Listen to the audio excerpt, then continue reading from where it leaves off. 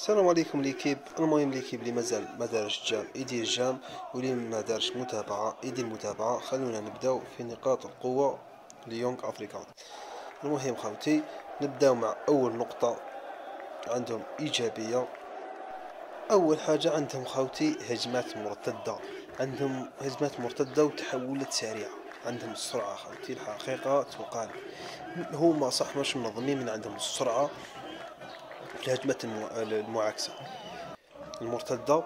المهم خوتي، عندهم ثاني يعتمدوا على فيستون ولا كيسموه مايلي رقم 9 خوتي، بابي تاعهم بابي افريقيا الله يبارك يجري صح يجري. المهم خوتي، زيد النقطة الثالثة، عندهم اللعب مباشر والعرضيات والتسديد من بعيد، يطيروا خوتي من بعيد ما شاء الله يطيروا من بعيد. المهم خوتي، النقطة الرابعة، عندهم التفوق في الثنائيات والصراعات خوتي، الصراعات بدنيا ملاح بزاف.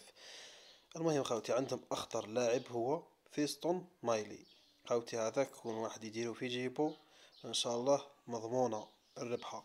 أما عندهم لاعبين ما شاء الله كيما ستيفان عزيز، خالد، يانيك، مولوكو، هذو لي جوار خوتي يلعبوا ما شاء الله. المهم خوتي ان شاء الله مربوحة، وغنزيدو نديرو فيديو نقاط الضعف. عندهم نقاط الضعف اللي تخرج على الياسما، على اللعب تاع الياسما، وان شاء الله نديكم نقاط الضعف. وهذه هي، والسلام عليكم.